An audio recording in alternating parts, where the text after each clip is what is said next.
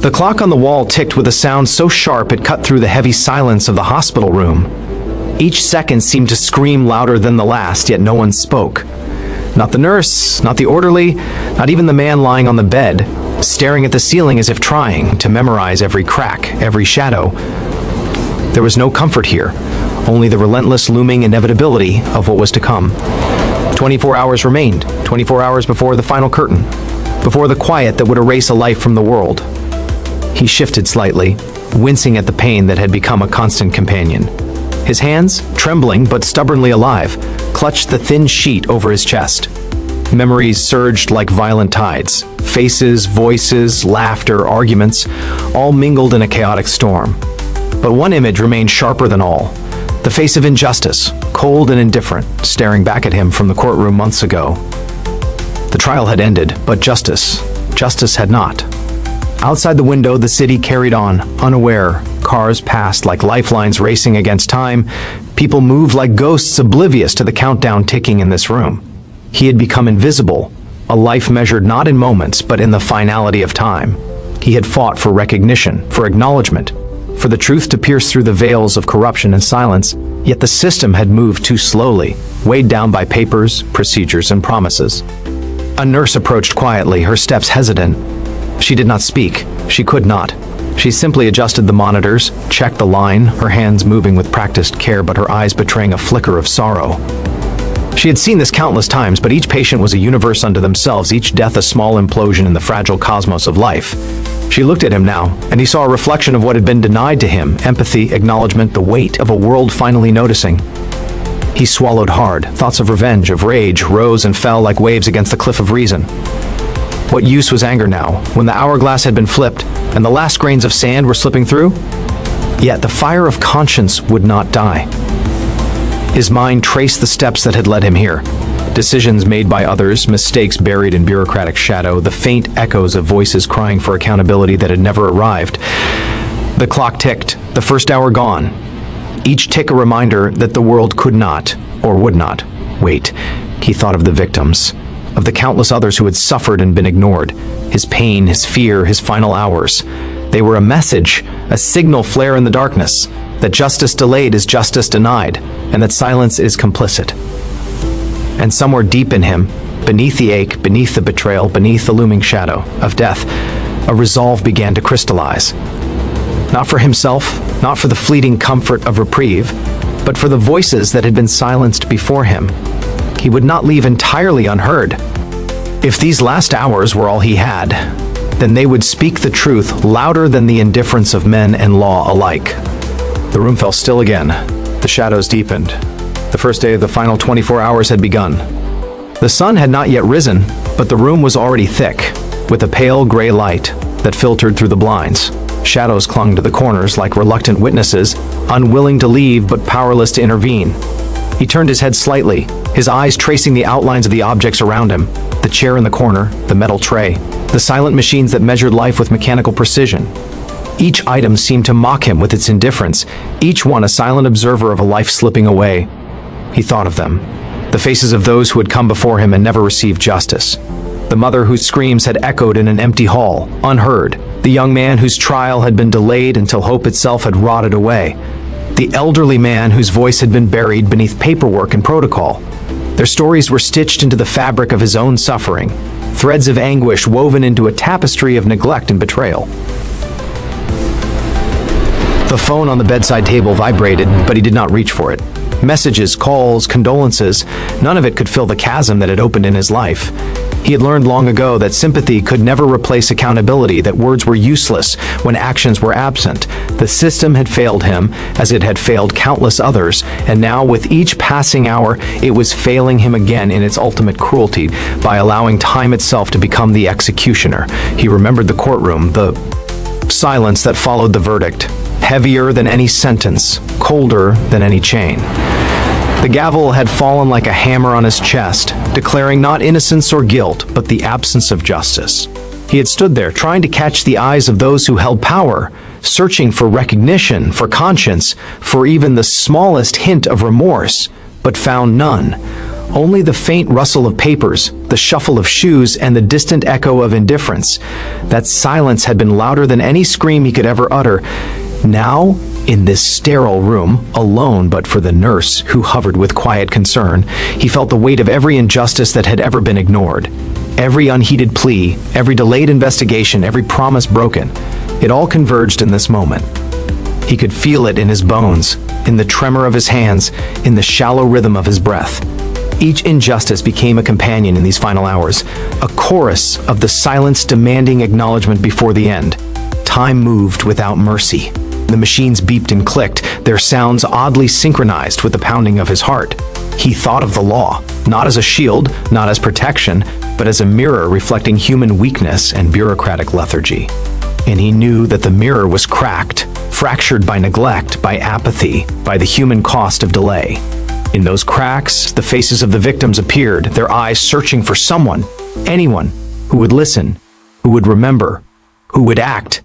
He clenched his fists, nails biting into his palms, and made a silent vow. If these final hours were his last chance to speak, to bear witness, to demand accountability, then he would not waste them. His voice, though frail, would become a beacon. His pain, though intimate, would become evidence. The world might have forgotten the others, but he would carry their truth with him. Each heartbeat a drumbeat of justice not yet fulfilled. Outside, the first faint glimmers of dawn began to pierce the gloom. Inside, the room remained, heavy, charged with an unspoken tension. The clock ticked, the minutes slipping away like blood through cupped hands. And in that silence, he realized something terrifying yet inevitable, that justice was not waiting.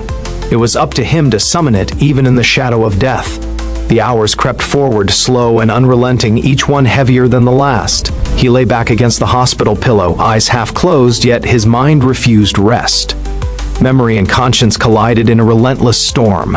Faces flashed before him, faces of those who had suffered quietly, invisibly, under the weight of a justice system that promised protection but delivered indifference. Each memory was a whisper, a plea, a question unanswered. He thought of the man who had caused this cascade of pain, the one whose actions had gone unchecked, shielded by influence, obscured by paperwork, protected by silence. That man had walked freely while lives were shattered. The injustice burned within him, a fire mingled with sorrow, anger, and despair. But beyond the anger, a deeper, colder realization settled. The law had limits, but conscience should have none. And in the end, it was conscience that would demand its reckoning, even if the law had failed. The nurse approached again, soft-footed, holding a clipboard, checking vitals. She spoke little, her voice low, careful not to disturb the fragile balance of life and despair in the room. He watched her, sensing the subtle fear that accompanied her professionalism, the awareness that he was slipping away, that the finality of death was approaching, while the machinery of justice lagged far behind.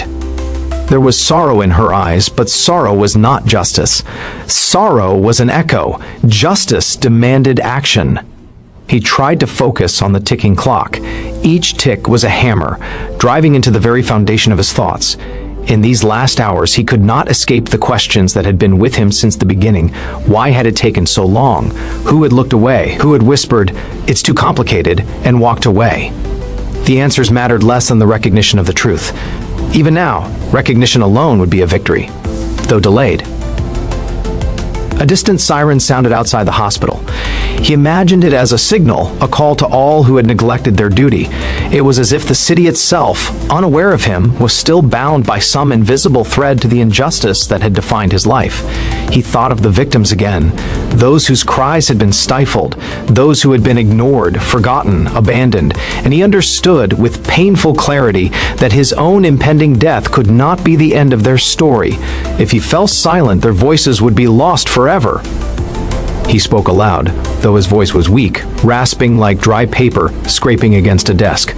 "Listen, someone must—" His words faltered, caught in the web of exhaustion and pain, yet the intent was clear. He was leaving instructions, a testament, a final imprint of conscience upon a world that had too often turned away.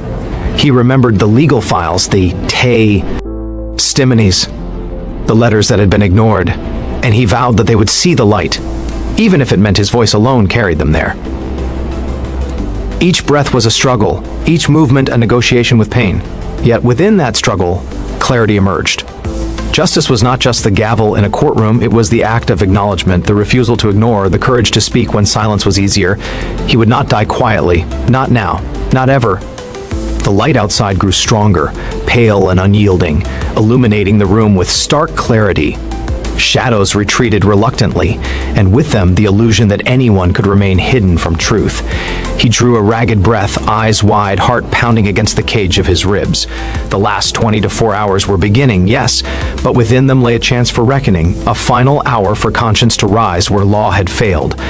The room had grown colder as night gave way to morning, a bitter chill seeping through the thin hospital walls. The beeping of machines was relentless, mechanical, unfeeling, a perfect reflection of the system that had betrayed him. He stared at the ceiling, eyes tracing the cracks, following invisible patterns as if the lines themselves held some hidden truth. The silence around him was heavy, oppressive, yet it spoke louder than any human voice could. It whispered of neglect, of delay, of promises broken and lives dismissed. He thought of the courtroom again, the sterile hall, the sharp lines of the judge's robes, the quiet shuffling of papers. He had expected judgment, clarity, a sense of resolution. Instead, he had found only emptiness, a vacuum where justice should have lived. The gavel had fallen, echoing ill. Like a hollow sound, confirming that the law had moved but not fast enough, had ruled but not wisely enough. The verdict did not ease the weight of injustice. It only reminded him that systems could falter, that the machinery of law could grind without regard for human suffering. Every tick of the clock in his hospital room marked a loss not only of time but of potential. The potential for recognition, for truth, for accountability. He thought of the victims whose lives had intersected with his, each one a story untold, each one silenced in ways too cruel to imagine. Their faces haunted him now, not as memories but as summons, demanding acknowledgement before the curtain fell on his own existence. He could feel their expectation, their quiet insistence that someone bear witness, that their suffering not be forgotten. The nurse entered, carrying the faint scent of antiseptic, a fragile human presence in the room. She noticed his gaze lingering on the wall clock and nodded quietly, understanding that this was not about physical comfort, it was about time itself, the irretrievable passage of it. She adjusted his fore with careful hands, speaking softly, almost whispering, as if loud words might shatter the fragile thread that held him to life. Her eyes betrayed sorrow, yet in them lingered something else, respect for the quiet courage it took to confront death while holding on to conscience. He closed his eyes for a moment, letting memories flood unbidden. Names, faces, events, each one a fragment of the injustice that had defined his existence. He recalled the voices that had gone unheard, the cries swallowed by bureaucracy, the truth ignored while lies were given precedence. ND in that recollection, a cold fury rose, not of personal vengeance, but of righteous insistence. Someone must answer for this negligence, for the silence, for the delay. Justice demanded it, even if the hourglass of his life had nearly emptied. He whispered a name, soft and deliberate, a final invocation of truth. The name was not his own. It belonged to the fallen, the overlooked, the forgotten. He imagined them gathering, specters in the shadows of a system that had betrayed them, and he felt their presence like a flame igniting inside him. Time was slipping, yet in these last hours he resolved that silence would not win. Not while he still drew breath, frail and shallow though it might be. The sun's light now crept along the edges of the room, stark and merciless. Shadows shifted, exposing the small details, the stains of long hours, the worn sheet under his trembling hands, the small, impersonal objects that defined a sterile existence. He understood that these hours, these fleeting moments before the end, were more than just time. They were a stage, a testament, a final opportunity to confront what had been ignored and to summon the echoes of truth that could not be silenced. He struggled to sit upright, each movement a negotiation with the sharp pain that had become a constant companion. Yet physical suffering was nothing compared to the burden that pressed on his mind, the weight of unspoken truths, the accumulated weight of injustice, the silent testimony of those who had perished without recognition. He had survived, in body at least, to bear witness to what the world had tried to forget. But now, with hours slipping like sand through his fingers, he understood the gravity of his final task, to make every word, every breath, every trembling gesture count. He reached for the pen and paper on the small table beside him. His hand shook violently, a trembling reflection of both age and anguish, yet he forced the words onto the page. Each sentence was an act of defiance, each letter a hammer blow against the walls of indifference that had long shielded the guilty. He wrote the names of victims, the dates of crimes, the moments overlooked. These were not just words, they were lifelines, evidence of existence, a declaration that no suffering would remain invisible while he drew breath. The nurse watched quietly, her presence a fragile anchor. She had seen the same ritual before, countless times, but never with such determination, never with such a sense of moral urgency. She understood without needing explanation this was not about comfort, it was about conscience. He was laying bare the truth, demanding acknowledgement, even from beyond the veil of ordinary human attention. She stepped back, allowing him space, silently bearing witness to the quiet ferocity of a man confronting mortality while carrying the stories of the forsaken. Outside, the world moved unaware, as if existence itself conspired to ignore the quiet heroics unfolding within the room. Cars hummed, birds called, the wind whispered through the city, indifferent to the battle being fought against time, pain, and neglect. And yet, within these walls, the fight raged. Each word he wrote was a strike against injustice, each breath a reaffirmation of accountability. Death may have been waiting, but it would not silence the truth.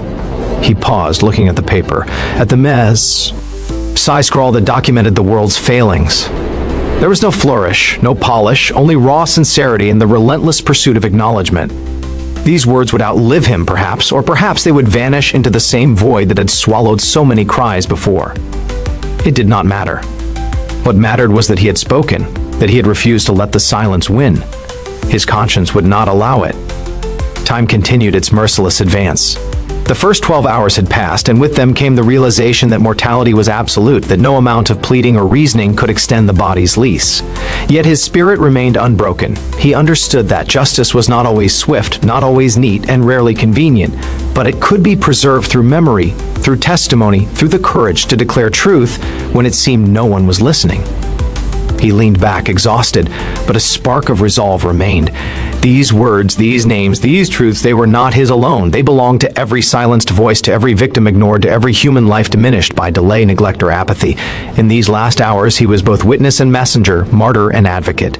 The pen in his hand became a sword, a beacon, a lifeline through the darkness of institutional failure. And as the machines quietly measured his fading life, he whispered once more, a vow carried on a fragile breath, "I will not be forgotten, and neither will they." The shadows in the room seemed to stretch longer now, clinging to the corners as if reluctant to let go of the day. Each flicker of light from the window reminded him that time was slipping, that the world outside remained indifferent while he faced the inexorable finality within. He had counted the hours one by one, each tick of the clock a reminder that the curtain was drawing near. Yet the true weight he carried was not of mortality alone. It was the weight of accountability, the burden of truth that had been ignored too long. He turned his gaze to the small recorder on the table, its presence both comforting and terrifying. Today, these devices would carry his testimony beyond this sterile room, beyond the fragile walls of bureaucracy, into the ears and hearts of those who could act. He would speak of the failures that allowed injustice to thrive, the ignored evidence, the overlooked witnesses, the decisions delayed until it was too late.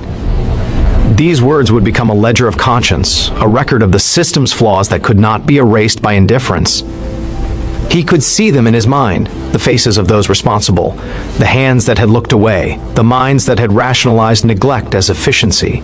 They had been shielded by protocol, hidden behind documents and excuses. Yet in this room, facing death, he realized that no shield could withstand the exposure of truth. Shadows could not hide the failure of conscience, and silence could not erase the weight of the voices he now carried. Each breath was laborious, a reminder of the fragility of life and the urgency of the mission he had set for these final hours. He thought of the victims again, those who had been abandoned in the margins of society, whose suffering had been minimized or forgotten. Their pain was now fused with his own, their demand for recognition echoing through the chambers of his mind. He had promised them that their stories would be heard, and he would not fail. Not now, not ever. The nurse returned, this time with a quiet determination. She placed a hand gently on his arm, and though she said nothing, her eyes conveyed understanding that the end of life need not mean the end of justice. He nodded faintly, acknowledging her presence but not distracted from the task at hand. Words must be spoken, names must be remembered, facts must be recorded, and in this sacred responsibility he found strength beyond the limits of his weakening body. The machines beeped and hummed around him, mechanical arbiters of life and death, indifferent yet unyielding. He allowed himself a moment to observe them, a stark reminder that systems, though cold, though precise, were not justice. Justice required intention, courage, and action. Systems only measured existence, they did not defend it. And in that distinction, he found clarity. His role was not passive. He was both witness and advocate, the final voice for those silenced by delay and neglect. He whispered names into the recorder, each syllable deliberate, each pause heavy with significance. He recounted the failures, described the evidence ignored, called out the absent accountability, and wove together the stories of those who could no longer speak. In these last hours, the room became a courtroom of conscience, and he its lone but resolute juror. Shadows may linger, systems may falter, and time may betray, but truth, once spoken, cannot be undone. The sun rose higher now, casting the room in a merciless clarity. Shadows recoiled, light exposing every corner. And within that light he understood something profound, even in the shadow of death. Ishak. Accountability could rise. Even in silence, voices could be amplified. And even now, the scales of conscience could be balanced if only one man refused to remain quiet. The room felt smaller now, the walls pressing in, as if aware of the urgency that pulsed through the air. Every breath he took was a reminder that the hour of reckoning was near. Pain had become a constant drumbeat, but it no longer weakened him, it sharpened him. Each moment, each heartbeat was a final opportunity to demand justice, to give voice to those who had been denied it for far too long. He thought of the courtroom one last time, not the hollow hull of formalities, but the ideal it had always promised, the gavel that should have struck decisively, the law that should have acted swiftly, the witnesses whose truths should have been heard. He could see now, with painful clarity, that justice was not something granted automatically by robes or statutes. It was something claimed, something defended, something extracted from the silence of indifference. And he, in these dwindling hours, had become its reluctant champion. He reached again for the recorder, its cold plastic case feeling heavier with the weight of responsibility than it ever had in its neutral, lifeless function. He pressed record and began to speak, each word carefully chosen, each pause deliberate. Names of the forgotten, dates of neglect, details of crimes that had been swept aside, they all flowed from him, a torrent of truth against the dam of human apathy. His voice wavered at first, weak and frail, but with each sentence it grew steadier, fueled by the urgency of time and the righteousness of purpose. The nurse watched, silent but prescient, bearing witness to this final act of defiance. She had entered countless rooms where lives ended quietly, where patients succumbed to illness and pain without fanfare, without ceremony. But this was different. This was not a surrender to mortality. It was a confrontation with the system, a reckoning against the inertia that had allowed injustice to flourish. Her eyes glistened with a mix of sorrow and awe, recognizing that she was seeing something rare, the last stand of a conscience, refusing to yield. Time, relentless and unyielding, moved forward. The first 18 hours had passed, and now the final 6 loomed ominously, each one a reminder that the window for action was narrowing. He imagined the faces of those responsible for the delays, for the oversights, for the broken promises of the law. He imagined them hearing these words, unable to look away, forced into acknowledgement by the power of testimony and conscience. He imagined that the weight he bore in these final hours might awaken something in them. A spark of recognition, a flicker of remorse, a tremor of accountability. The machines around him hummed with indifferent precision, their dials and lights mapping the fragile thread that still tethered him to life. But he was beyond fear now. The truth had given him strength. His voice, though weak, had become a weapon, sharper than any gavel, more enduring than any procedural delay. Each story he recounted was a blow against silence, each detail a monument to those who had been overlooked. Outside, the city continued unaware, yet within the walls of this sterile room, a different reality existed. A courtroom of conscience where the final verdict had not yet been written. He spoke with a force that transcended his body's limits, knowing that though his life was fading, the weight of his words would linger. And in that knowledge, he found a measure of immortality. Even death could not silence the testimony of truth. As the clock edged closer to the final hours, he whispered again, almost to himself, almost to the victims whose voices he carried. "This for you. I will not let it be forgotten." The room darkened again as the afternoon sun dipped behind clouds, casting long, hesitant shadows across the sterile walls. Each shadow seemed to breathe, to pulse with a life of its own, echoing the weight of all the ignored voices he carried. The air was thick with unspoken truths, an almost tangible tension that seemed to press against the walls, against the machines, against the fragile thread of life that still bound him to this world. He closed his eyes, listening to the quiet hum of the monitors, letting the sound become a rhythm for his thoughts. He could feel the presence of those whose stories had been overlooked, the young and the old, the innocent and the condemned, the powerless and the silenced. They crowded the edges of his mind like silent witnesses, demanding acknowledgement, demanding action. He understood now that these final hours were not about him alone. They were a conduit for justice that had been deferred, delayed, and denied for far too long. Pain surged through his chest, sharp and unrelenting, yet he bore it with grim determination. The recorder sat before him, an unassuming device that would carry his voice beyond the confines of this small, cold room. He pressed record again, each word deliberate, each label a strike against the indifference that had allowed injustice to thrive. He spoke of the ignored evidence, the overlooked witnesses, the procedural errors that had cost lives and allowed the guilty to roam unchallenged. He spoke of silence, of complicity, of the moral failure that lingered in every unheeded plea.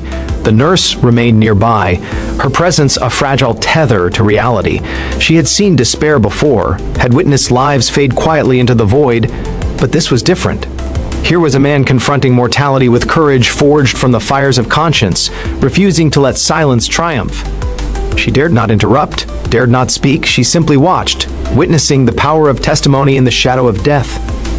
There was awe in her eyes, and perhaps a quiet hope that some of his words might reach the ears of those who could still act. His thoughts drifted again to those responsible for the delays, for the oversight, for the failures. Faces emerged in his mind, faces that had looked away, faces that had rationalized inaction, faces that had cloaked indifference in the garb of bureaucracy. He imagined them hearing his voice, feeling the weight of accountability pressing down upon them. He envisioned the discomfort, the shock, the confrontation with truths they had long ignored. Justice, he realized, might not come from law alone. It could come from the courage of a single man willing to speak where others had remained silent. Time continued its relentless march. The first 20 hours had passed. 4 remained. He felt the strain, the fatigue, the bitter ache of life's fragility pressing against his resolve. Yet within that strain was clarity. Every word mattered. Every testimony mattered. Every voice mattered. He was no longer alone. He carried the countless silenced with him, their stories woven into his own, their presence giving strength beyond what his weakened body should have been capable of sustaining. He whispered, barely audible. They must hear. They must know. The words hung in the air, heavy with meaning, charged with the weight of conscience and the inevitability of death. And in that moment, he understood that these final hours were sacred, not a surrender, but a declaration. The shadows spoke through him now, and he would make certain that the world could not turn away. The evening descended slowly, turning the room into a chamber of muted shadows. The light outside faded to a dim gray, and the machine's soft, rhythmic beeping became the only pulse in the space. He lay back against the pillow, each breath shallow yet purposeful. His body was betraying him, but his mind burned brighter than ever.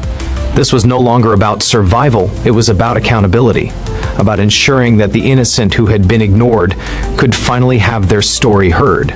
He thought of every person whose life had been marred by delay, by apathy, by a system that claimed fairness but delivered neglect.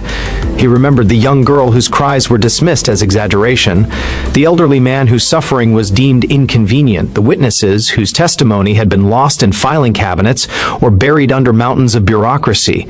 Each injustice was etched into his mind like a scar, and now, in these last hours, he carried them forward, giving their stories a voice before the inevitable silence.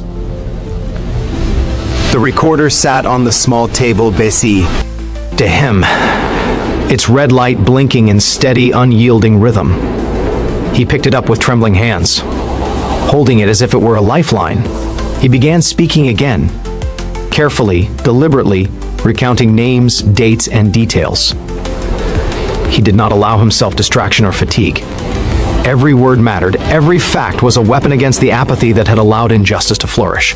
The hours left were few, but the legacy of these words could be eternal if they reached the right ears. He remembered the courtroom, the sterile hall where he had once stood and hoped for vindication. The gavel had fallen, but justice had not. The verdict had been a hollow echo of what should have been, a ritual of procedure without recognition. That failure had haunted him, fueled him, and now guided him. He understood that the law alone was not enough. Conscience, courage, and persistence were required to fill the gaps left by procedural delay.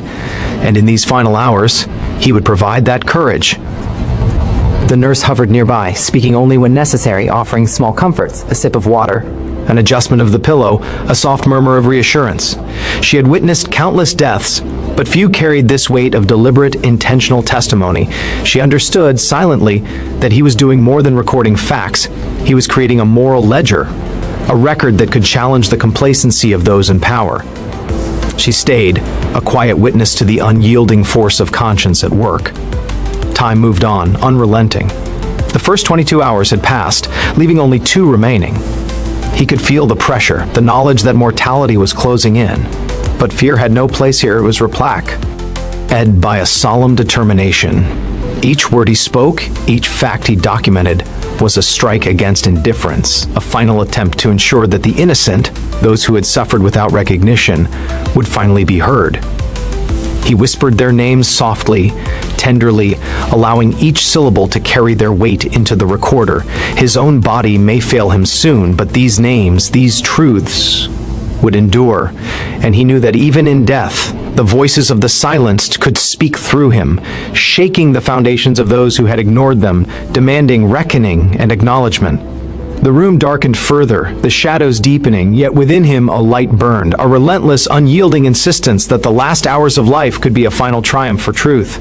Night had fully settled outside, and the room had become an island of quiet intensity. The machines, soft beeps and hums were the only sounds, a metronome marking the inexorable passage of time. He lay on the bed, exhaustion gnawing at his body, yet his mind remained sharp, focused, unwilling to surrender even a fraction of these final hours. Every breath, every word, every gesture mattered. He was the last witness, the final voice for those who could no longer speak. The recorder glowed faintly in the dim light, its red eye a steady pulse of purpose. He held it carefully, knowing that through it, truth would outlive him. His words were deliberate, precise, unflinching. He recounted the overlooked evidence, the ignored testimony, the procedural failures that had allowed injustice to persist. He named names, he traced events, he highlighted the apathy and neglect that had made victims invisible. Each word was a declaration. Each pause a hammer, strike against silence and indifference. He thought of the victims again, their faces appearing vividly in his mind. A mother whose pleas for help had been dismissed, a young man whose life had been derailed by lies and bureaucracy, an elderly woman abandoned by those sworn to protect her. Each story weighed on him, yet each story also gave him strength. He was their vessel, their final advocate, their chance to demand recognition before the world closed its ears forever. The nurse hovered, careful not to intrude, offering small gestures of support, a sip of water, a steadying touch, a whispered assurance. She understood, without words, that this was more than survival. It was testimony, a moral reckoning, an unyielding stand in the face of mortality. She could see the determination etched into his features, the relentless force of conscience propelling him forward. In her quiet presence, he found a fragile connection to the living world, a reminder that these hours, though brief, were charged with immense significance. The clock ticked steadily toward the final hour. The first 23 hours had passed, leaving only the last 60 minutes, a single hour to seal the record of truth he had been building. He felt the weight of it pressing down on him, but fear had been replaced by resolve. Every story, every fact, every voice carried the demand for justice.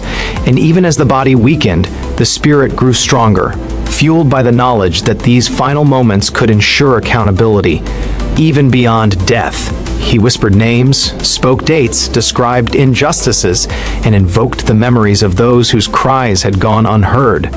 His voice, though strained, became a lifeline for the silenced. The recorder captured every syllable, every pause, every tremor of emotion. Through this device, his testimony would endure, a beacon for those who could still act, a warning for those who had failed, and a memorial for those whose lives had been lost to neglect. Shadows clung to the corners of the room, but he did not fear them. In their darkness, he saw clarity, that even in the shadow of death, conscience could shine and truth could emerge. The room had become a courtroom of the spirit, where the final verdict was not delivered by law, but by the courage to speak, by the refusal to be silenced, and by the determination to carry the voices of the forgotten into eternity. He drew a deep, trembling breath, eyes fixed on the ceiling, and whispered one final vow: "I am the witness, and I will not fail them." The night deepened, pressing its weight upon the small hospital room, but he refused to succumb. Each sound, the faint hum of the ventilator, the quiet beep of the monitors, was a reminder of the fragility of life, yet also of the resilience of conscience. Time was no longer measured merely in minutes, but in moments of moral clarity, in the intensity of bearing witness while the body betrayed him. He knew that silence had been the accomplice of injustice for far too long, and he would not allow it to claim these last hours. Pain coursed through him, sharp and unrelenting, yet it was secondary to the urgency that propelled him forward. He spoke into the recorder, his voice hoarse but resolute, recounting the betrayals that had left victims abandoned and unheard. He spoke of law enforcers who had turned away, of officials who had been hidden behind bureaucracy, of society that had often preferred convenience over accountability. Each word was a strike against the culture of neglect, each detail a bridge connecting the forgotten to the world that had ignored them.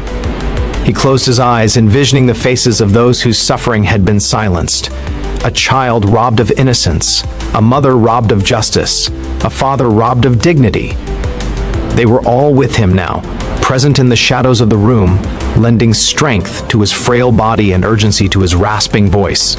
He knew he could not save himself, but in giving them voice, he could save the truth.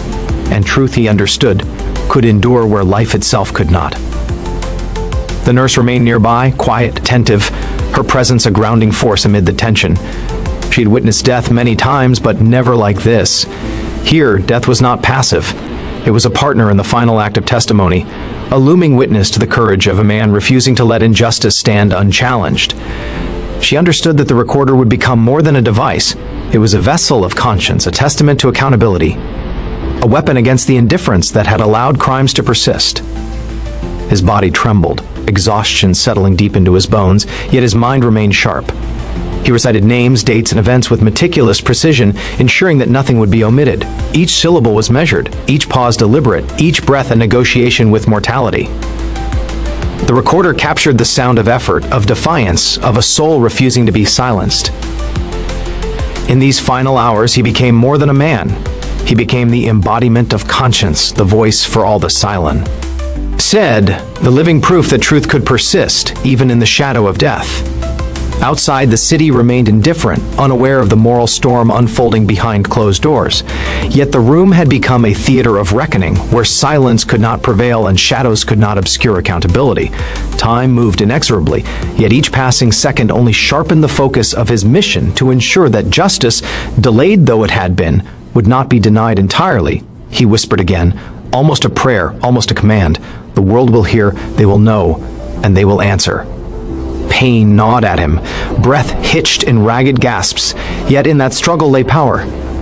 Even in the final hours, even at the edge of mortality, the voice of truth was unstoppable, and he would see it carried forward, no matter the cost, no matter the silence that had come before. 11th 500-word section complete. The night deepened further, and the room grew colder, yet a fierce heat burned within him, a fire born of conscience and the urgent need for justice. Time was no longer just passing, it was an adversary, relentless and merciless, carrying him closer to the edge of existence with every beat of the clock. And yet, he refused to yield. Each breath, each word, each moment was a defiance against the indifference that had haunted his life, and the lives of countless victims before him. He lifted his trembling hand and pressed record again, the small red light glowing like a warning flare in the dim room. His voice, though weak and raspy, carried with an intensity that belied his frail body. He recounted failures in painstaking detail, the delayed investigations, the lost testimonies, the affiche, owls who had looked away. Every injustice was named, every slight acknowledged. It was no longer merely documentation, it was a moral indictment, a call to conscience that could not be ignored. The nurse hovered near the bedside, silent yet present, her eyes reflecting awe and sorrow. She had witnessed countless patients surrender to time, but never had she seen one wield his final hours as a weapon against injustice. Her presence was steadying, a quiet affirmation that these last acts of testimony mattered, that they could reach beyond the sterile walls of the hospital room to touch those who had the power or the responsibility to act. He thought of the victims again, their faces sharp in his memory, the child silenced before her voice could matter, the father left helpless in the wake of corruption, the mother whose pleas had gone unanswered. They had been abandoned, but not forgotten. Through him, their stories lived again, each detail a demand for accountability, each name a symbol of the lives that had been denied justice. Even if death came for him, their truth would endure. Pain surged, violent and unforgiving, yet he pressed on. Time was no longer measured by minutes or hours, but by the urgency of words spoken and recorded. Every statement was a hammer striking the wall of bureaucratic indifference, every pause a reminder that silence was complicit. He knew that justice was not a passive force. It required courage, determination, and action. And in these final hours, he embodied that force, a solitary sentinel of truth at the threshold of mortality. Outside, the city remained unaware, oblivious to the moral battle taking place within the room. Shadows clung to corners, yet he did not fear them. Within him burned a light stronger than any darkness, a relentless insistence that the silenced would be heard, that accountability would be demanded, that truth would survive, even when death seemed inevitable. He whispered, voice barely audible but resonant with purpose, "I will speak for all of you. I will carry your voices, even as I leave this world." His words hung in the room like a promise, a covenant with the forgotten and forsaken. Time might claim his body, but it could never claim the testimony he had forged, the moral ledger he had written in the final hours of life. As the recorder continued its quiet red blink, he felt a measure of peace, a fragile, hard-won certainty that the weight of conscience could transcend the frailty of flesh. Even as the shadows deepened and the final hour approached, he knew this, truth once spoken could never be silenced. The room had grown colder still, the thin blanket over his chest doing little to shield him from the chill that seemed to seep into his bones. Yet he felt a heat rising from within, fierce and unyielding, a fire fueled by the weight of all those who had been ignored, dismissed, and silenced. This was no longer about his own life. It was about bearing the burden of truth, about carrying the voices of the forsaken through the final stretch of existence, ensuring that they would not be lost to time or indifference. He lifted his frail hand once more to the recorder. The red light blinked steadily, a small beacon in the darkened room, a witness to the effort of a man confronting mortality with unwavering resolve. He spoke, each word deliberate, each pause measured. He recounted names, dates, injustices, and betrayals with a precision that belied the weakness of his body.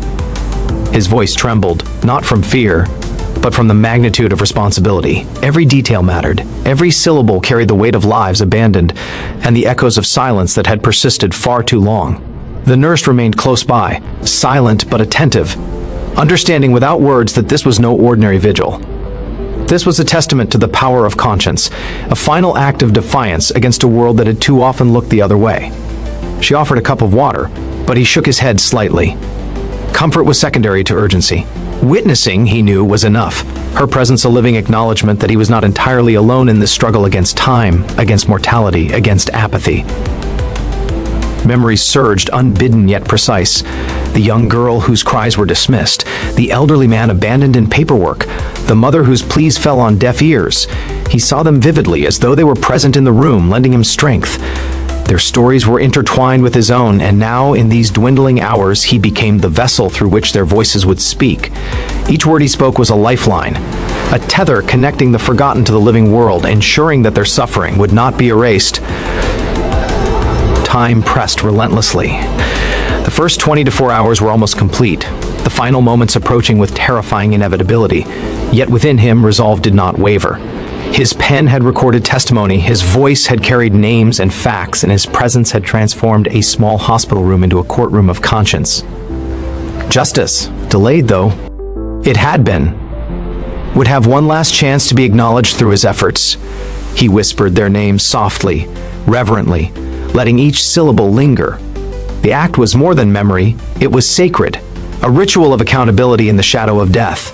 Each word, each breath, each recorded sentence was a statement of defiance against apathy, a challenge to those who had allowed injustice to persist, a promise to the victims that their voices would endure.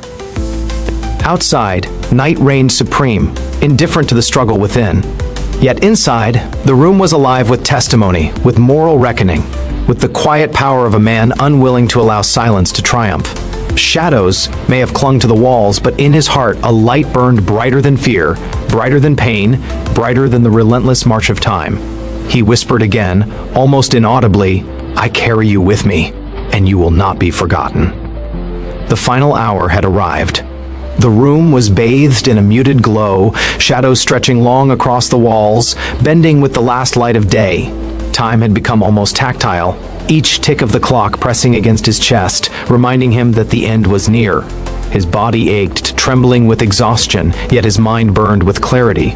Every moment mattered, every breath, every word, every recorded name was a strike against indifference and injustice. He picked up the recorder one last time, the red light glowing steadily like a heartbeat. His voice, though fragile, carried a fierce urgency. He recounted the failures that had allowed injustice to thrive, the lost evidence, the ignored witnesses, the apathetic officials. Each detail was precise, each memory sharp. This was no longer a simple narration, it was a moral indictment, a declaration that silence could no longer shield those responsible. The nurse hovered nearby, silent but unwavering. She had been there through the long hours, witnessing a man confronting mortality with courage forged in the fires of conscience. She understood that this act of testimony was more than words. It was a lifeline for the silenced, a warning for the negligent, a final stand in the face of death itself. Her eyes glistened with unspoken admiration, and she remained, a quiet witness to the moral force that burned brighter than the fading day. He thought of the victims once more, the faces that haunted him, whose voices had been denied. The young girl whose cries went unheard, the father abandoned by bureaucracy, the mother whose pleas were silenced. They were all with him now, lending strength to his frail body and urgency to his voice.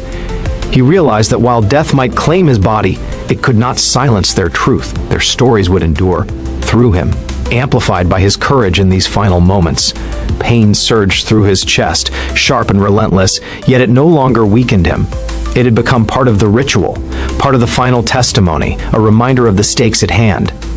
He spoke of accountability, of moral responsibility, of the human cost of delay and indifference. His words were measured but potent, each sentence a hammer striking against the walls of bureaucracy and apathy. The recorder captured every syllable, every pause, every breath, a testament to the unyielding force of conscience. Outside, the world moved on, unaware of the battle unfolding within the small room. But inside, time had taken on a different meaning. It was no longer a measure of mortality. It was a measure of justice, of courage, of defiance against the indifference that had allowed so many lives to be overlooked. Shadows clung to the corners, yet in his heart, a light blazed. A light that would carry the voices of the silenced beyond the confines of the room, beyond the reach of death itself. He whispered the final names, a sacred ritual of remembrance. Each name, each story, each injustice spoken aloud became immortal. Even as his body trembled with the weight of pain and exhaustion, his spirit remained unbroken, defiant and resolute. He had become more than a man. He had become a vessel of truth, a guardian of conscience, a final witness to the silenced. And as the clock ticked closer to the last moments, he spoke once more, his voice steady despite the frailty of flesh. The world will remember, and they will answer. The final minutes had arrived. The room, once a neutral space of white walls and machines, now carried the weight of history, the history of lives ignored, voices silenced, and truth deferred. He lay back, his body trembling with exhaustion, each breath shallow but deliberate. The pain was sharp, relentless, yet it no longer frightened him. He had done what he came to do. He had borne witness. He had carried the silenced through the shadow of mortality. The recorder glowed steadily, a small red pulse like a heartbeat, capturing his last words, his final testimony. He spoke slowly, deliberately, each syllable weighed with gravity. He recounted the stories of the forgotten one last time, The mother whose pleas went unheard. The child whose innocence had been stolen. The Ather abandoned by a system that promised justice but delivered silence. Each name, each date, each act of neglect was etched into memory, immortalized in sound. This was his final act of defiance against a world that too often turned away. The nurse remained silent but resolute, her presence a quiet acknowledgement of the weight he carried. She could not stop death from coming, could not erase the suffering that had preceded this day. Yet she bore witness, ensuring that the act of conscience would not vanish into emptiness. Her eyes reflected sorrow and reverence, recognizing the profound significance of what was unfolding. In this room, a man on the edge of life had transformed into more than flesh and bone. He had become a guardian of truth, a final champion for those denied justice. He allowed himself a brief moment of reflection. The years of neglect, delay, and silence had led to this point, the crucible of mortality where only courage, conscience, and persistence could prevail. The weight of responsibility pressed heavily upon him. Yet in that weight, he found strength. He understood that even as his body faltered, his actions would endure. The words he spoke, recorded in the faint glow of the device before him, would outlive him, carrying the voices of the silenced into the world. Outside, the city slept, oblivious to the moral reckoning occurring within these four walls. But within the room, time had a different measure. Each second had been seized, each word a strike against apathy, each breath a testament to the resilience of conscience. Death was no longer an end. It had become a stage for accountability, a witness to courage, a crucible in which truth was forged anew. He whispered a final vow, barely audible but resonant. I will not be forgotten. They will not be forgotten. Justice will not be denied. And in that moment, the recorder captured not just words, but the essence of a life spent carrying the weight of others, the enduring power of truth, and the defiance of a man who refused to allow silence to triumph. As his eyes fluttered closed, the shadows around him seemed to retreat, the light soft and unwavering. His body surrendered, fragile and human, yet his spirit remained indomitable. In that room, filled with quiet machines and muted shadows, justice had been spoken, conscience had triumphed, and the voices of the forgotten had finally been heard. The last breath came not in surrender, but as a passage, beyond pain, beyond fear, beyond delay, into a place where truth endures and injustice can never claim victory. And with that, the room fell into profound, sacred silence, heavy with the resonance of lives remembered, voices honored, and conscience fulfilled. The recorder sat on the table, a small, unassuming device now heavy with consequence. He could feel the weight of the stories it carried, the names, the dates, the injustices that had been ignored for years. Even as his strength waned, he knew that the words he had spoken could outlive him. They could reach ears that might finally act. They could ignite a chain reaction of awareness, responsibility, and action that he himself could no longer witness. Far from the quiet hospital room, in offices cluttered with files and half-read reports, the first echoes of his testimony began to arrive. Emails, secure file transfers, whispered phone calls. Officials who had dismissed cases, ignored cries for help, and tolerated delay began to feel the weight of exposure. The man in the hospital bed had ensured that silence, would no longer be an option. Even death, he realized, could not undo the power of deliberate truth. Inside the room, he sensed the presence of the recorder vibrating lightly, the red light blinking steadily. It was almost alive, carrying his intent forward like a beacon through the darkness. His lips moved weakly, forming words even as his body tired, repeating crucial facts one last time. The victims' names, long buried by neglect, became indelible markers of accountability. It was not enough to die quietly, someone had to bear witness, and in this act, he had succeeded. The nurse adjusted the blanket over him gently, careful not to disturb the fragile equilibrium of the room. She had become more than a caretaker. She had become a witness herself, silently absorbing the weight of conscience he had entrusted to her. She understood that what had happened in this small, sterile space would ripple outward, reaching judges, lawyers, investigators, and citizens who might finally act upon the truths embedded in his final hours. Far away, investigators started opening encrypted files sent anonymously, their eyes widening as the gravity of the testimony hit. The details were painstaking, precise, irrefutable. Failures, once dismissed as bureaucratic inevitability, now appeared as stark negligence. A case that had gone cold for years suddenly stirred to life. Justice, delayed though it had been, now had the fuel it needed to move forward. The dying man's voice, captured in a small red light, had become a weapon sharper than any gavel. He closed his eyes for a moment, listening to the machines hum around him. Pain gripped his chest like steel bands, yet he felt a strange peace. E-stories would travel. The ignored would be heard. The victims remembered.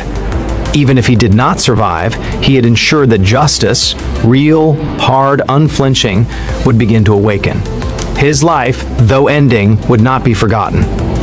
And somewhere, beyond the walls of the hospital, the world began to shift imperceptibly, pulled by the quiet but unstoppable force of a conscience that refused to remain silent.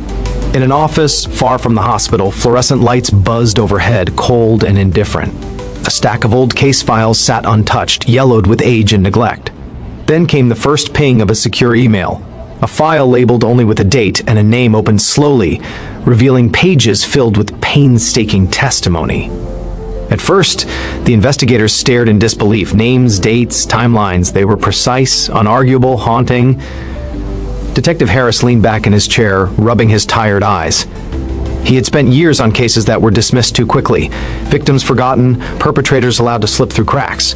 And now, here, on his desk, was something different. Someone had spoken for those who could not speak. The voice, captured in careful notes and recordings, trembled with pain, yet it carried an undeniable authority. Every ignored plea, every delayed report, every cover-up was laid bare. The team gathered around, whispers cutting through the quiet office. They listened to the audio first, hoarse, trembling, but unmistakably human. There was no drama, no embellishment, only truth. And the truth had weight. As the recording played, the gravity of what had been left undone began to settle over them like a fog. Each detail confirmed failures they had suspected, but could not prove. Now the evidence was undeniable. Harris's fingers tapped the table nervously. For years, bureaucracy had silenced victims. Protocol had turned into an instrument of negligence. Yet here, through a single voice, decades of injustice had been resurrected. They had no choice but to act. The recording was more than a witness statement. It was a summons. The system itself, so often inert, now faced an undeniable moral imperative. Meanwhile, the clock in the office continued its steady tick. Outside, night stretched over the city, unremarkable and unaware. Inside, however, something irreversible had begun. The investigators knew that what they held was not just evidence, it was a message. Someone, now at the edge of death, had ensured that silence would no longer be acceptable. And that realization, chilling as it was, carried a spark of hope. Justice might finally move, even if belatedly.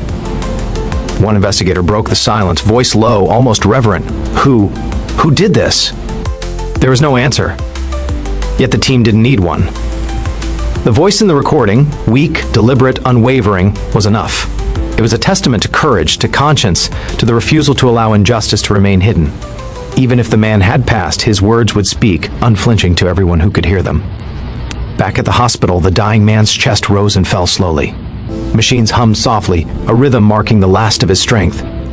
Somewhere, the investigators were awakening to the scale of failure, to the weight of accountability. And through it all, the truth, the quiet, relentless truth, was moving forward, unstoppable, carried on the fragile wings of a conscience unwilling to be silenced.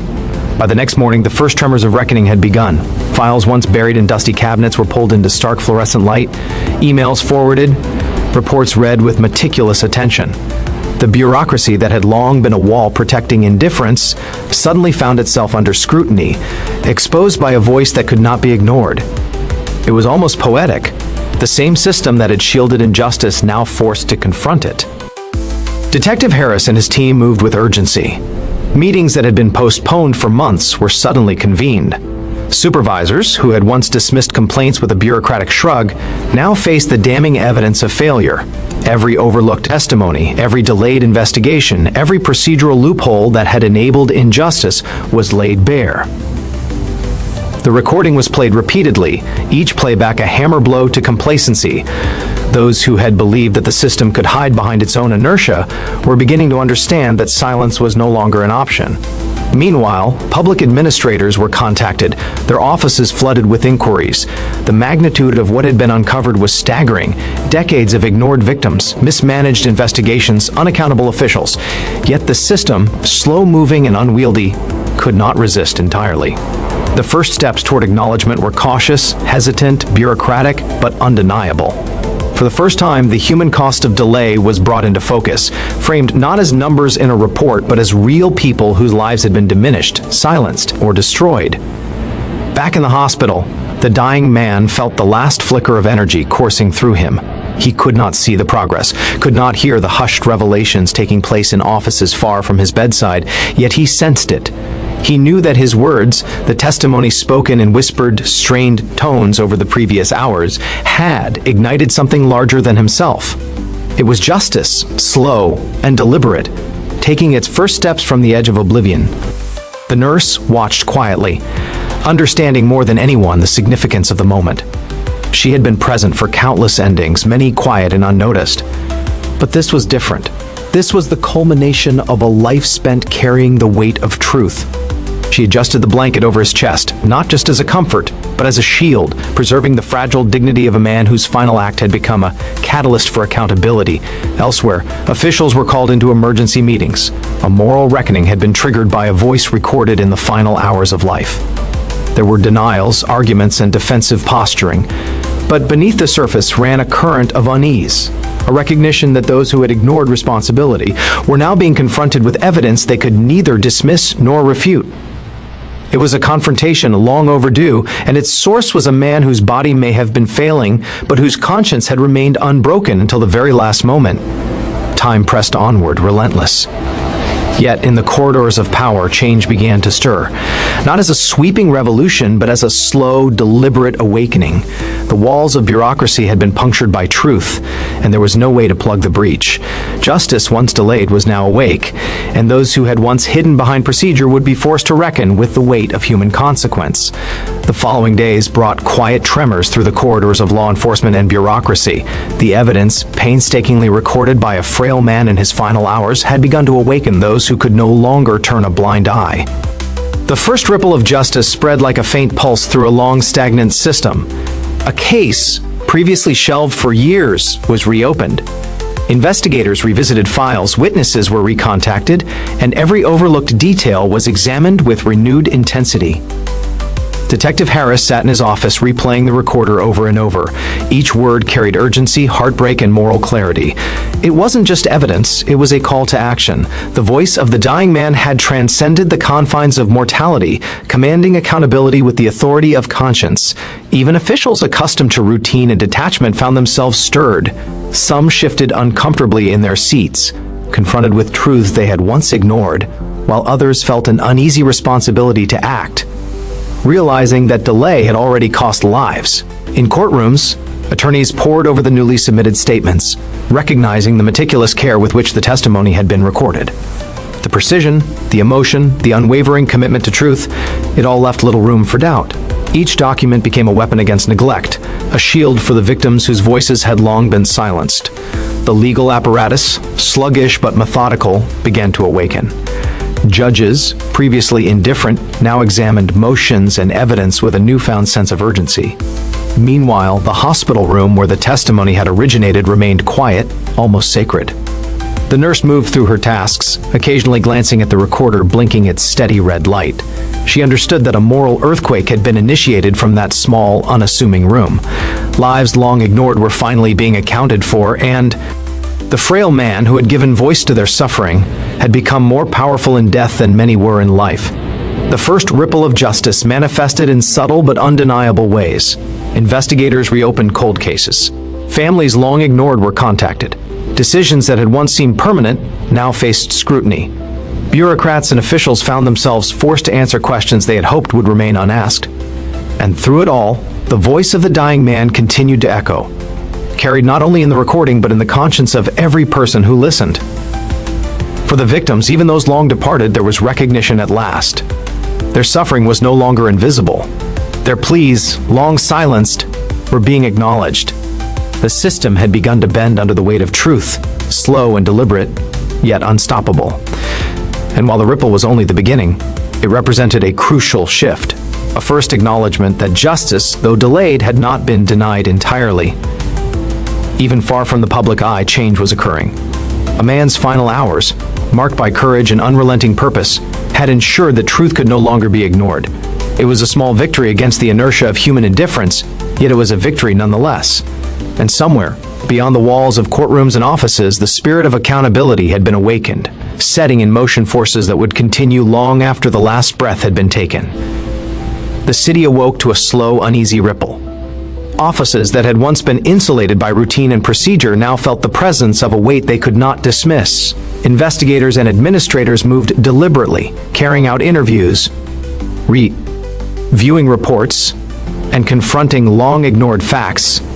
The shadows of accountability, dormant for decades, had returned, quiet, relentless, and inescapable. Detective Harris watched as reluctant officials faced questions they had hoped would never come. Some shifted nervously behind their desks, papers trembling under hands that had grown accustomed to routine avoidance.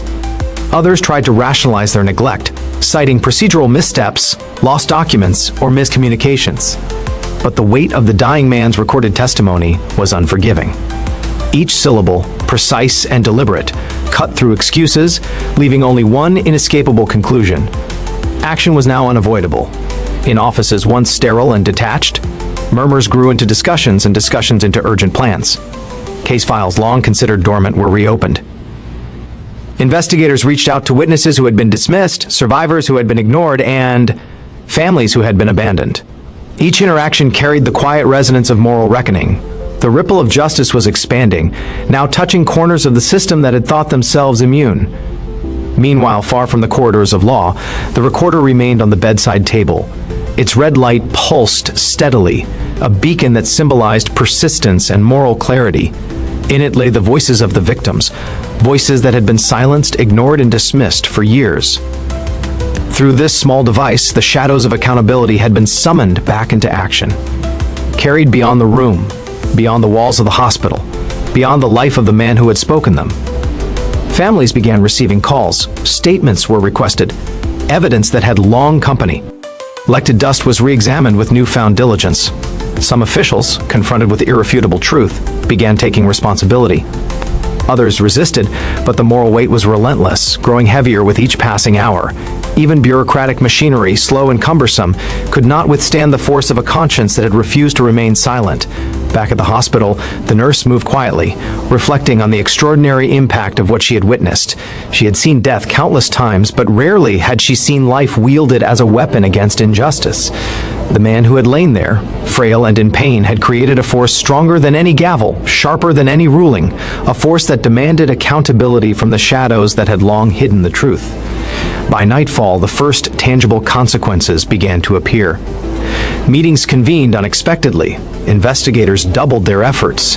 Officials faced scrutiny. Victims' stories, once invisible, were being acknowledged.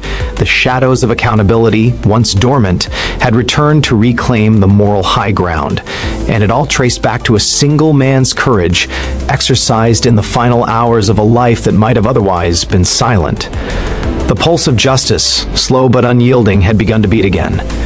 And though the night remained dark outside the windows, the first glimmers of acknowledgement, quiet, resolute, and unstoppable, had begun to pierce the long shadow of neglect.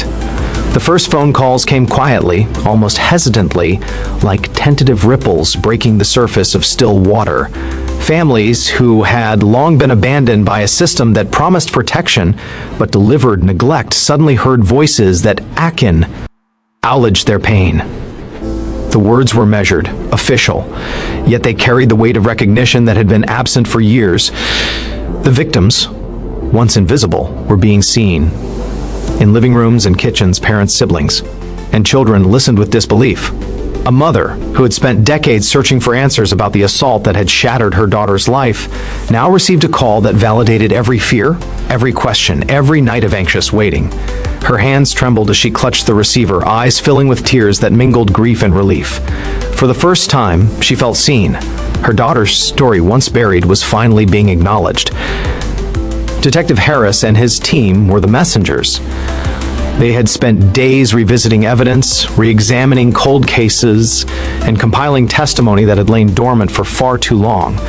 Now, the fruits of their labor, the meticulous, unwavering words recorded by the dying man, were being delivered to those who had suffered in silence. Each conversation carried a subtle gravity, a promise that the delay was ending, that injustice could no longer claim dominance over truth. Some families responded with anger, years of pent-up frustration erupting in sharp voices and bitter tears. Others responded with quiet gratitude, relief mingled with sorrow for the time lost. But in all cases, the simple act of being heard became transformative.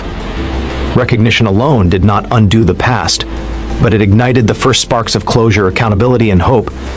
Meanwhile, the nurse watched from a distance, understanding the profound impact of the act she had silently witnessed. The frail man in the hospital bed, whose chest now rose and fell more slowly than before, had set these events in motion. His final hours, filled with pain yet brimming with moral clarity, had ensured that the silenced would finally speak through him. She could feel the quiet triumph of conscience manifesting far beyond the walls of the hospital. The investigators' offices, buzzing with urgency, continued to trace every thread laid out in the recordings. Each call to a family, each acknowledgement of a long-neglected case, was another victory against decades of systemic silence. The ripple of justice had become a wave, touching lives in ways that were tangible and irreversible. And at the center of it all remained the quiet, steadfast courage of a man whose final hours had become a beacon for accountability. By evening, the first letters of acknowledgement had been mailed, detailing the renewed investigations and steps being taken. Families held them close, reading and rereading, as though touching the words could finally bring the reality of justice closer to them. The dying man's voice, though no longer audible, resonated in every acknowledgement, every call, every renewed case. His final act had ensured that justice, though long delayed, had begun to reach the living, and the living could finally bear witness to the truth. The first knock on the door carried a quiet finality. It was early morning, the city still draped in mist and silence, when law enforcement began executing the first warrants. Years of negligence, cover-ups, and indifference were finally meeting consequence. The perpetrators, once confident in their anonymity, were confronted with irrefutable evidence, meticulously documented by a voice that refused to remain silent. Detective Harris watched as officers approached the first location. The man who had evaded accountability for decades now faced the direct, inescapable consequences of his actions. His face betrayed shock, disbelief, and a subtle tremor of fear. The first acknowledgement that justice, though long delayed, was finally catching up. The recording, played repeatedly in office meetings, had become the catalyst for a chain reaction that bureaucracy alone could no longer resist. Each arrest that followed carried symbolic weight far beyond the individual. These were not just criminal proceedings, they were a moral reckoning. Families who had long waited to see their abusers face consequences now watched as justice, slow but deliberate, unfolded before them. The ripple that began in a quiet hospital room, through whispered names and recorded testimony, had become a wave crashing into the complacency of those who had long ignored it. In courtrooms, prosecutors prepared with meticulous care. Every statement from the recordings was transcribed, verified, and presented as undeniable evidence. The weight of decades of negligence pressed against the defendants, a constant reminder that silence had no sanctuary. Judges, previously weary of bureaucratic delays, now listened intently, understanding that the human cost of ignoring injustice was far too high to overlook. Back at the hospital, the nurse adjusted the frail man's blanket, noting his labored breathing. He was no longer actively speaking, but the impact of his final hours had already begun. Each arrest, each renewed case, each phone call to a victim's family was a living testament to the courage that had driven him to document every injustice, every overlooked detail, every ignored plea. His life may have been fading, but the force of his actions surged outward, unstoppable and relentless. The city, unaware of the intricate chain of cause and effect, began to feel subtle tremors of accountability. Media outlets picked up small reports, though details were carefully controlled to protect ongoing investigations.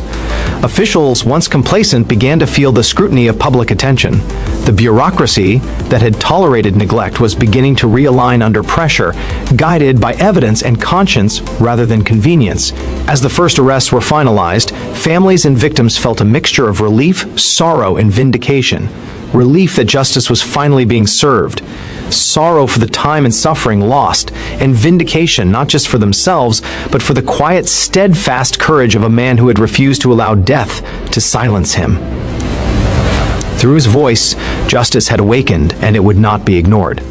The first arrests were only the beginning. What had started as a ripple now gathered momentum, sweeping through courtrooms, offices, and hallways of power.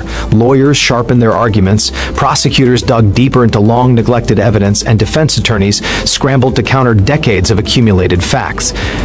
The legal battle had begun in earnest, and the stakes were higher than anyone had anticipated. Detective Harris and his team prepared meticulously. Every recording, every name, every date that had been documented in those final hours was double-checked, verified, and cross-referenced. They understood that the integrity of the dying man's testimony would be their most powerful tool, yet also the target of fierce scrutiny. Every word spoken, every pause, every inflection had to withstand the scrutiny of judges, juries, and the relentless machinery of the legal system. Courtrooms, long accustomed to procedural monotony, now hummed with a charged intensity. The testimonies recorded in the final hours of a man's life were played aloud, each syllable carrying the weight of decades of neglect. Judges paused, absorbing the gravity of what was being presented. Attorneys shifted in their seats, some defensive, others inspired by the undeniable clarity of truth. The legal battle was no longer abstract, it had become visceral, a confrontation between human conscience and institutional inertia. Families watched from the public galleries, some trembling, some holding back tears, all bearing witness to a process that had been delayed far too long. They saw the faces of those who had ignored, dismissed, or covered up injustice, confronted with irrefutable evidence. Each witness recounted events with painstaking care, validating the recordings and amplifying the voice of the man whose final hours had sparked this reckoning. The courtroom became a stage for morality itself, a place where accountability could no longer be denied. Meanwhile, outside the walls of the courthouse, reporters began to document the unfolding drama. Carefully, cautiously, they chronicled the ripple effects of one man's courage, noting the unprecedented scope of the investigations reopened and the arrests made. Public attention, slow to awaken, began to focus on the stories of victims long forgotten. Social media carried fragments of the testimony, forcing institutions to respond. Silence, once a shield for negligence, could no longer prevail. Back at the hospital, the nurse looked at the blinking red light of the recorder and felt a quiet reverence. Though the man's breaths had grown shallow, and though his presence was fading, the consequences of his final act were already manifesting. The legal system, slow but unrelenting, was now alive with the force of truth. Every objection, every motion, every courtroom argument ultimately traced back to the courage that had driven him to bear witness in the shadow of death. As the day drew to a close, the first signs of resistance emerged from entrenched power structures. Objections, motions to suppress, arguments over procedural technicalities. Yet the weight of moral authority pressed on, unyielding, carried forward by the recorded testimony of a man who had refused to remain silent. The legal battle had intensified, but the path of conscience, once ignited, could not be extinguished. The courtroom held its breath as the first defendants were called to respond. Their eyes, once indifferent behind polished facades, now flickered with unease. Years of evasion, of hiding behind bureaucracy, of silencing victims, had left them unprepared for the weight of a conscience that refused to be ignored. Every word of the recorded testimony was a hammer striking the walls they had built around themselves. Defense attorneys rose, arguments rehearsed and precise, challenging the admissibility of the recordings, questioning the context, and dissecting the emotion that had imbued every word. They spoke of procedural errors, of technicalities, of the limitations of hearsay. But even as they argued, the undeniable moral clarity of the voice persisted. It was not just evidence, it was the echo of years of suffering made manifest, a record that transcended technicalities to illuminate truth. Families of victims watched in tense silence, hearts clenched. For decades they had been ignored. For decades they had pleaded for recognition and justice, and now before them the faces of those responsible were forced into confrontation with the consequences of neglect. Every objection, every defensive posture, every attempt to deflect was met with the quiet but unyielding authority of the recorded voice. The dying man, though absent, was present in every syllable, every pause, every meticulous detail. Prosecutors methodically dismantled the defenses, laying out timelines, corroborating evidence, and eyewitness accounts that matched the man's final testimony. Each revelation felt like a beacon cutting through a long, dark tunnel. Judges listened, occasionally pausing to absorb the magnitude of the narrative unfolding. What had once been merely procedural law was now infused with morality, conscience, and the weight of lives destroyed by inaction. The defendants shifted in their seats. Some tried to maintain composure, but the human instinct to evade truth faltered under the moral pressure. The recordings, played repeatedly, painted a picture that could not be denied. Negligence, indifference, and complicity had allowed injustice to fester. The law, slow to act, now moved with unprecedented urgency, compelled not merely by statutes, but by the clarity of conscience that could no longer be ignored. Outside the courtroom, reporters documented every development, capturing the tension, the indignation. The first signs of accountability forcing its way through decades of complacency. Social media carried fragments of the proceedings, highlighting the courage that had ignited this reckoning, reminding the public that justice, even when delayed, could not be indefinitely denied. Back at the hospital, the nurse noted the man's quiet breathing, fragile yet steady. Though his body had grown weaker, his final act of courage continued to resonate. The defendants' responses, the courtroom debates, the scrutiny, and the first signs of accountability all were manifestations of the force he had set in motion. Death had not silenced him. On the contrary, his voice, preserved and unflinching, now shaped the course of justice itself. Every objection raised by the defendants was met not just with legal rebuttal, but with the moral weight of a life spent speaking truth in the face of mortality. The court became more than a trial. It was a theater of conscience, where accountability, long deferred, was finally demanding its due. The courtroom was tense, almost suffocating in its silence. Every eye was fixed on the exhibits, the transcripts, and the recordings that had transformed a simple room in a distant hospital into a battlefield for truth. The evidence, painstakingly gathered and preserved in the dying man's final hours, now stood as an unyielding monument. Each word, each detail, each paused breath, carved into history an undeniable narrative, justice delayed but not denied. Detective Harris and his team felt the weight of every pair of eyes on them as they presented corroborating documents. Witness statements, long ignored, were now matched perfectly with the record. D-testimony. Timelines aligned. Names once lost to bureaucratic neglect resurfaced with clarity. The evidence did not shout. It simply existed, solid and undeniable, demanding recognition. It required no embellishment, no dramatics. Its weight alone commanded attention. The defendants shifted uneasily, their confidence eroding. Every attempt to discredit the evidence faltered. Technicalities could not erase moral truth. Procedural arguments dissolved against the relentless clarity of someone who had faced death to ensure that injustice was exposed. Each recording, each verified note, each corroboration was a hammer striking the facade of evasion they had relied on for decades. Families in the gallery sat silently, gripping each other's hands. For years, they had been invisible, dismissed, abandoned. Now, with the evidence laid bare, they could see the scope of truth emerging like a distant but undeniable sunrise.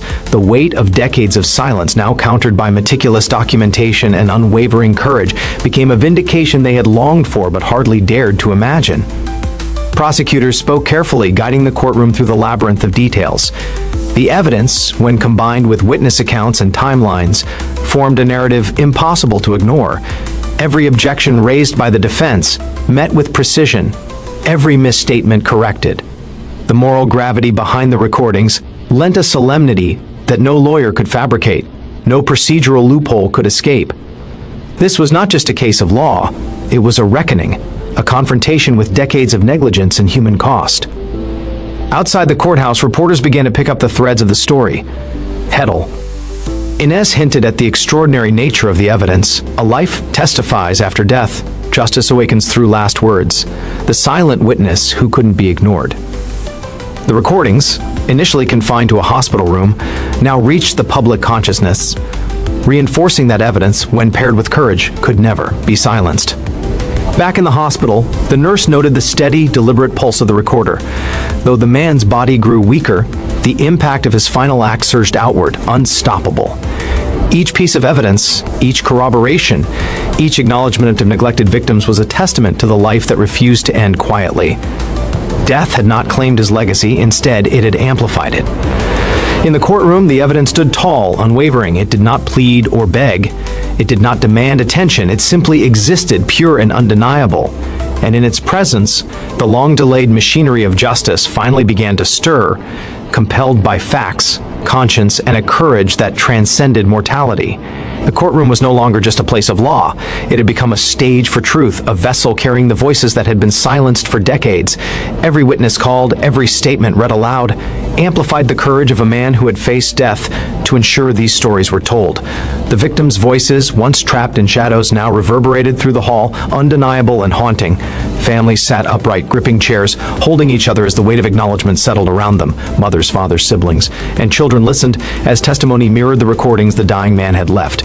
Each word confirmed what they had long feared, long mourned, and long hoped to see recognized. Their pain, their endurance, their struggle to be heard, now became the heartbeat of the trial itself.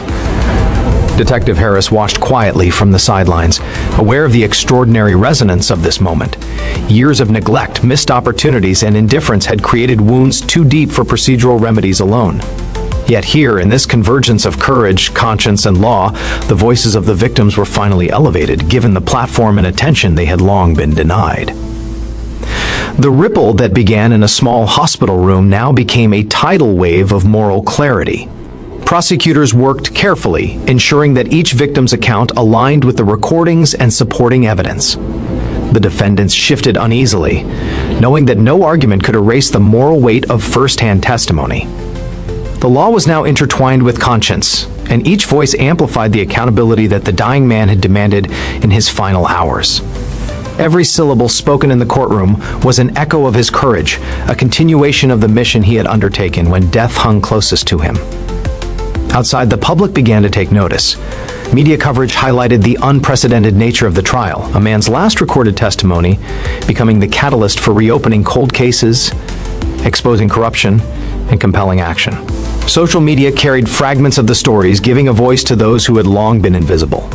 The narrative was no longer confined to legal documents, it was entering the collective consciousness, amplifying the victims' experiences to a broader audience.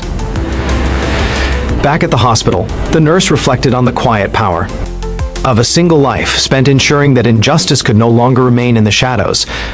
Though the man's physical presence had diminished, the effects of his final hours surged outward, touching every witness, investigator, prosecutor, and family member.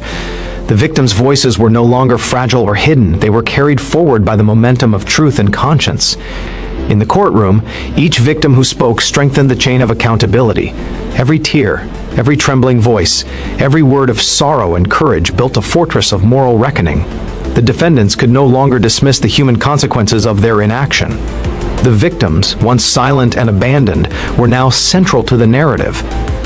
Their voices, amplified by a man who refused to die quietly, demanded recognition, respect, and justice. The dying man's mission, born in the shadow of mortality, had succeeded beyond expectation. From a quiet hospital room to the echoing chambers of the court, the voices of the victims had been amplified, unstoppable, and permanent. And the world, whether ready or not, was listening. Courtroom air grew heavy, charged with tension and unspoken truths. The defendants, once confident behind walls of routine, legal technicalities, and bureaucratic indifference, now faced something they could not control: the undeniable force of moral accountability. The evidence, amplified by the dying man's meticulous recordings and the victims' renewed voices, pressed relentlessly against their defenses. Resistance, once their shield, began to crack. Defense attorneys argued tirelessly, attempting to minimize the weight of decades of neglected testimony. They cited procedural error, RS, questioned timing, and highlighted minor discrepancies. But the room had changed. Judges, lawyers, and spectators were no longer merely participants in a legal process. They had become witnesses to the undeniable consequences of long-ignored injustice. Every objection, every attempt to deflect attention, was met with the moral clarity embedded in the recordings. The shield of resistance was faltering. Families of victims watched as the cracks widened. Some held their breath, others whispered prayers, but all understood the significance. This was the moment when denial and evasion began to give way to truth. The individuals who had hidden behind bureaucracy and complacency could no longer ignore the faces of those they had harmed, the names they had erased, or the decades of silence they had perpetuated. Accountability, long delayed, was pressing inexorably forward. Detective Harris felt the weight of the courtroom's atmosphere. Every document, every witness, every playback of the recording pushed the defendants closer to acknowledgement. The evidence did not scream, it simply existed, unyielding and unrelenting. Its force lay in precision and moral clarity, and now, for the first time, those who had relied on neglect were beginning to crumble under it. Outside the courtroom, public attention intensified. Reporters documented each moment, capturing the subtle but undeniable signs of pressure breaking through the walls of institutional defense. Social media buzzed with discussion, commentary, and outrage, bringing further scrutiny. The defendants were no longer shielded by anonymity or routine. The weight of public conscience bore down, reinforcing the momentum of justice. Tice, back at the hospital, the nurse observed the fading pulse of the man who had set this chain in motion. Though his body grew weaker by the hour, the impact of his actions rippled outward. Resistance, no matter how entrenched, could not withstand the combination of unwavering testimony, corroborated evidence, and amplified victims' voices. The dying man's courage had become an unstoppable force, pressing through stone walls of neglect and shaking the foundations of indifference. Inside the courtroom, cracks became fractures. Defense strategies faltered under the combined pressure of moral and evidentiary weight. The defendants shifted nervously, their confidence eroding, their defenses splintering. The system, long dormant in its enforcement of accountability, was awakening. The ripple of justice was now a wave, and nothing, not delay, not bureaucracy, not resistance, could stop it. By the end of the day, the first signs were unmistakable: admissions, hesitant acknowledgments, and the first concessions from those who had long denied responsibility. The cracks in resistance had become impossible to ignore, and justice, though long delayed, surged forward, unstoppable and uncompromising. By midweek, the courtroom had transformed. What had begun as a legal proceeding now felt like the rising tide of morality itself. Every objection from the defense, every calculated motion, every attempt to dilute responsibility met a wall of undeniable truth. The tide of evidence, amplified voices, and unflinching courage was surging forward, unstoppable, reshaping the landscape of justice in its wake. Detective Harris watched as prosecutors methodically laid out the chronology of Nagel. Agents, every detail meticulously corroborated by the recordings from the dying man's final hours. The testimonies of witnesses, once dismissed, now converged into a single, undeniable narrative. The timeline of abuses, ignored complaints, and silenced voices became a stark reflection of a system's failure, and the defendants could no longer hide behind bureaucratic procedure or legal loopholes. Families of victims leaned forward in the gallery, silent but alert. Tears glistened on cheeks, hands gripped tightly, hearts pounding with a mixture of grief and vindication. At long last, they were being acknowledged. At long last, their suffering was no longer invisible. The ripple of justice had become a wave, and that wave carried their voices, unfiltered and unrelenting, into the heart of the courtroom. Outside, the world began to feel the pressure. News outlets picked up fragments of the proceedings, careful to maintain accuracy while capturing the gravity of the moment. Social media buzzed with conversation, the story of a man who had spoken truth in his final hours, whose courage had ignited long-delayed accountability. The public, long numb to slow justice, now felt its power through the clarity of recorded testimony, the weight of corroborated evidence, and the force of the victims' voices. Inside the courtroom, the defendants shifted uncomfortably. The tide was no longer merely symbolic, it was tangible. Every witness testimony, every corroborated detail, every carefully documented timeline surged over them like relentless waves. They could no longer dodge responsibility, could no longer hide behind apathy or bureaucracy. The human cost of delay now pressed down here, vi and undeniable, leaving no room for denial or evasion. Back at the hospital, the nurse monitored the faint, rhythmic pulse of the man whose courage had set this chain in motion. Though his body remained fragile, his presence was everywhere, in the courtroom, in the evidence, in the acknowledgement of victims long ignored. His final act of conscience had become a tidal force, sweeping through offices, halls, and hearts alike. The truth, once fragile and tentative, now surged with unstoppable momentum. By the end of the day, the tide of truth had reached a new crest. Concessions were made. Some admissions, hesitant yet undeniable, began to surface. Procedural defenses faltered against the weight of moral clarity. Accountability, long delayed, was now tangible, visible, and irreversible. The tide had risen, and those who had ignored it could no longer resist its surge. Justice, awakened by courage and conscience, had begun to flow. The courtroom felt colder than usual, the air thick with tension and the weight of decades of ignored responsibility. Today was different. Today, the focus had shifted from the immediate perpetrators to the architects of neglect, the supervisors, administrators, and officials whose inaction had allowed injustice to fester. They had hidden behind procedures, bureaucratic routines, and misplaced authority. But now the force of conscience, evidence, and moral reckoning was bearing down upon them. Detective Harris watched quietly as subpoenas were served, calling long-retired officials back into the spotlight. Some arrived reluctantly, others with defiance, but all bore the same look of unease, the understanding that the silence they had relied on or decades could no longer protect them. The recordings of the dying man, precise, deliberate, and uncompromising, left no room for excuses. Every mismanaged file, every ignored plea, every delayed response had been documented, leaving a map of accountability that was impossible to dispute. The victims' families, seated in the gallery, felt a renewed intensity in the proceedings. They had watched as justice began to awaken against the immediate wrongdoers, but now the system itself was being held accountable. Administrators who had once dismissed complaints were forced to answer for the culture of neglect they had fostered. The ripple of the dying man's courage had become a tidal wave, reaching the highest corners of responsibility, leaving no one untouched. Inside the courtroom, prosecutors outlined the failures of policy, procedure, and oversight, connecting them to the human cost of delayed action. The evidence was meticulous. Emails, memos, recorded testimonies, and the man's own final statements created an irrefutable chain. Each official's inaction was no longer abstract. It was a tangible force that had contributed to suffering, injustice, and loss. The defendants shifted uncomfortably, some attempting to rationalize or deflect, but the weight of the evidence and moral authority pressed down relentlessly. Even those accustomed to shielding themselves behind rules and regulations felt the cracks in their defenses.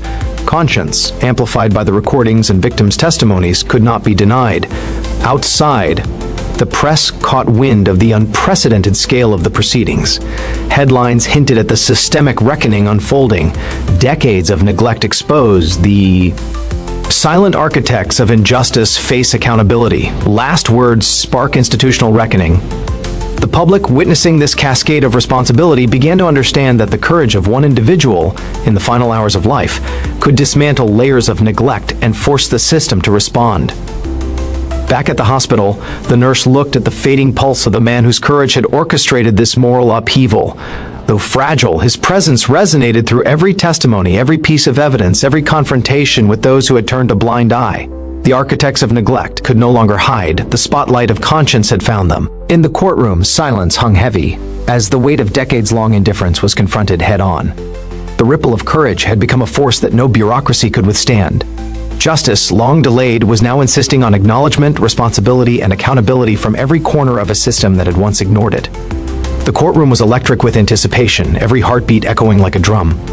Decades of silence, delay, and neglect had culminated in this moment, the final reckoning. The dying man's recorded testimony, fragile yet indomitable, had set into motion forces that no bureaucracy, no legal loophole, and no human indifference could contain. Now the system itself was being held accountable. Detective Harris stood at the side, watching as the first officials, once untouchable, were called to testify. Their composure, carefully cultivated over years of bureaucratic routine, began to crumble. Each question from the prosecution, each detail from the recordings, each corroborating witness placed them under a moral microscope they could not escape. The courtroom felt like a crucible, burning away excuses and revealing the raw truth beneath. Families of victims leaned forward, eyes fixed on those who had long ignored them. Some had waited decades for acknowledgement, some had given up hope entirely. And now, finally, their patience, their pain, and their perseverance were being honored. Every tremor in the courtroom, the shifting of a foot, the faltering of a voice, the pause before an answer was a testament to the weight of conscience and courage that had been carried forward from the man in the hospital bed. Prosecutors methodically laid out the failures, connecting inaction to human cost with unflinching clarity. Emails ignored, reports buried, pleas dismissed, all traced back to specific decisions and omissions. The evidence was undeniable. The voice of the dying man, recorded in his final hours, became the moral compass of the courtroom, guiding every argument, every question, every revelation. Outside, the world watched as the story unfolded. Headlines detailed the unprecedented accountability process. Decades of silence confronted, system forced to answer for neglect, last words ignite reckoning. Social media amplified fragments of the courtroom drama, carrying the narrative of courage and truth far beyond the legal chambers. People who had once assumed justice was inert now witnessed its awakening. Back at the hospital, the nurse quietly observed the fading breaths of the man who had orchestrated this reckoning. Though his body was weak, his presence was everywhere. Every admission, every acknowledgement, every tremor of conscience in the courtroom traced back to him. Death had not silenced him, it had amplified his voice, transforming it into an instrument of justice no one could ignore. Inside the courtroom, cracks of resistance widened. Defendants and architects of neglect faced unflinching moral scrutiny, their years of evasion and rationalization dissolving under the relentless pressure of truth. The ripple of courage had become a wave, washing over every corner of a system that had failed the victims for far too long. As the final proceedings began, it was clear that this was more than a trial. It was a reckoning. A reckoning born from courage, conscience, and an unwavering refusal to let death be the end of truth. Justice, long delayed, was finally demanding its due. And the world, witness to this extraordinary unfolding, could no longer turn away.